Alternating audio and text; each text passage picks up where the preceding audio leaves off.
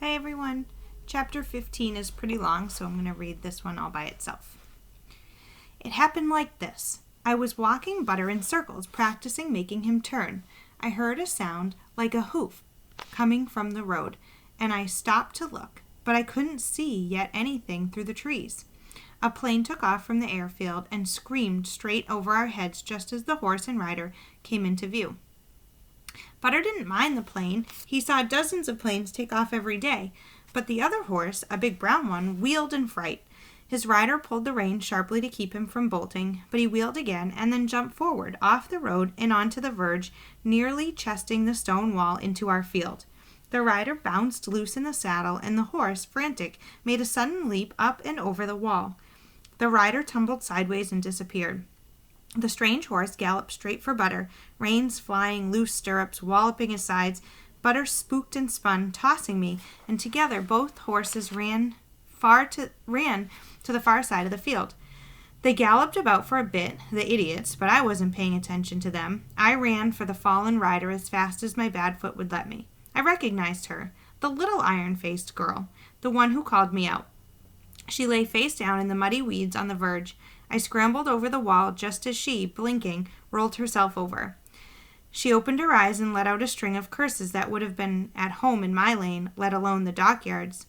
She ended with, "I hate that stupid bloody horse." Bloody is not something Miss Smith let Jamie or me say. It was a swear word, a bad one. "I hate him," she repeated. "Are you hurt much?"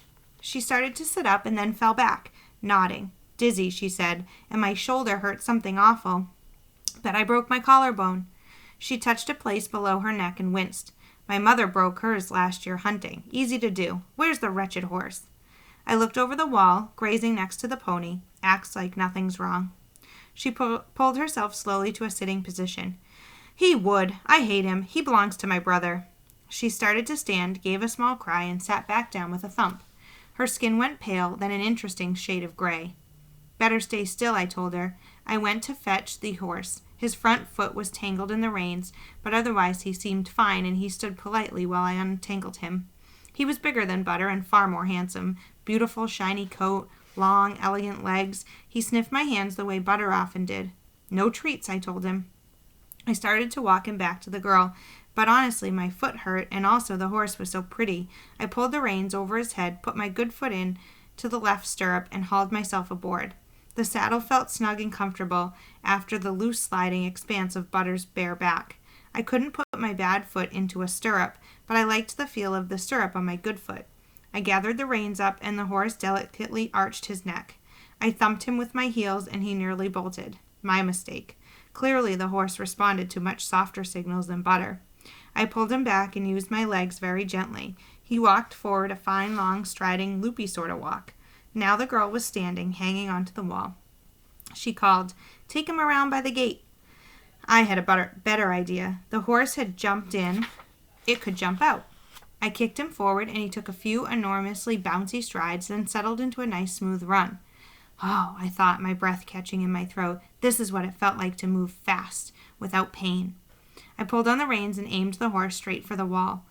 He never hesitated, up and over in one smooth bound. Flying! I held on to his mane with both hands and flew with him. We landed together on the other side. I laughed out loud. "Show off," the girl said, but she was laughing too. "Lucky you there isn't another airplane." "Lucky me," I said. "Can you ride him now?" She moved her right arm experimentally and winced. "I'll never be able to hold him," she said, "not one-handed, and my head hurts terribly. Can I get up behind you?" I scooched forward. The saddle was plenty big. I took my foot out of the stirrup and helped pull her onto the horse. "You can have the foot things," I said. She put her good arm around my waist. "They're called stirrups," she said, slipping her feet into them. "Just go back the way I came from, and walk, please. My head feels like it's smashed in two. A trot would be the end of me." Her name was Margaret. Her mother was the head of the Women's Volunteer Service, which was why she was in charge of the evacuees. "But that's not all," Margaret said. "She does war work all the time. She's trying to stay busy so she doesn't have time to worry about Jonathan. She wants to win the war herself before he's part of the fighting." Jonathan, Margaret's brother, was learning to fly planes at a different airfield far from here. He'd left Oxford to do it, Margaret said. "You talk like our evacuees," she said, the same funny accent. I said, "You talk funny to me." She laughed. "I guess, but you can ride, and our evacuees, the one that's staying with us, are all terrified of horses. Where'd you learn to ride in London?" "I didn't, just teaching myself here." "Well, you're pretty good. On a posh horse like this one, anyone would be." I said, "Our pony has me off half a dozen times a day." "Ponies are snakes," she replied. "Sneaky devils. You should see what mine gets up to." It turned out the horse we were riding was her brother's Hunter, and her mother was making her keep it exercised. "Just until I leave for school," she said, "which should have been last week, only they're moving the school, evacuating it, I suppose, so we're starting late, and I hate this horse, I do, and he hates me. Goes like a lamb for anybody else. Mum won't believe me, and he's worse when he's by himself, and he won't pony with my mare, so I'm stuck fighting him alone for an hour a day. All the stable lads have run off to join up, and Grimes is overworked and there's nobody to go with me." All this talk, which I only half understood, seemed to suddenly exhaust her. She sagged against my shoulder. "You're all right?" I asked. "Not really," she said. "I feel sick." The horse swung authoritatively around a corner. I hoped he knew where he was going. He seemed to, and anyway, Margaret wasn't telling me anything different. She swayed suddenly. I wished I was behind her so I could hold her steady. "Maggie," I said. There was a Margaret on our lane, and everyone called her Maggie. "Maggie, hang on." I pulled her hand further around my waist. She leaned her head between my shoulder blades, muttering to herself. I worked hard to keep the horse steady, but walking fast. I didn't know how far we had to go. "My mother likes Jonathan better than me," Maggie said more loudly. "She doesn't really like girls. She'll do anything for him, but she's always cross with me." "My mam likes my brother better too," I said. "She hates me because of my foot." I could feel her lean over and look at my bad foot. I was glad that it was bandaged. She swayed, off balance. "Careful," I said.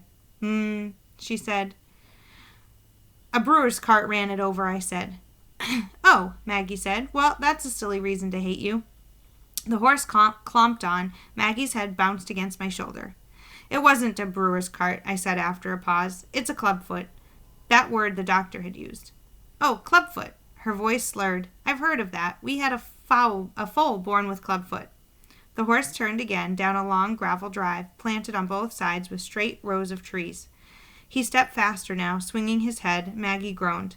"I'm going to be sick," she said. "Not on the horse," I said. She said, and was, but she leaned over far enough that most of the sick missed the saddle. Then she nearly fell off. I grabbed her. The horse swung his head impatiently. "He's always happier going home," Maggie murmured. "Rotten bugger." "What's a foal?" I asked. "Oh, a baby horse. We had a horse born with a club foot. That's what Grimes called it." She swayed again. "I feel awful." I tried to imagine a little horse with a twisted hoof. Butter's hooves were long and curling, but they didn't twist. What would a horse do if it couldn't walk? No crutches for horses, were there? "Did it die then?" I asked. "What? Oh, the horse? The clubfoot horse? No, Grimes fixed it. Grimes and the farrier." The trees opened up, and in front of us was a huge stone building. Big like I imagined the dock warehouses must be. Big like London train station. It couldn't be right. Whatever the place was, it wasn't a house. The horse shook its head at my attempts to rein him in. Instead of heading straight for the massive building, he went around to the side to what even I could recognize was a stable. An elderly man came forward at a sort of running limp. "Grimes," I thought. "What happened?" he asked. "Our Maggie's hurt," I told him. She tumbled sideways into his arms. He staggered, but held on to her. "She fell off and smacked her head," I said. "Hurt her shoulder, too." Grimes nodded. "Can you stay with the horse a moment? I'll get her to the house." "Of course," I said, trying to make my voice sound like Maggie's. Grimes fixed a horse with a club foot? Fixed a club foot? How? He carried Maggie away. I slid off the horse a very long way to the ground and looked around.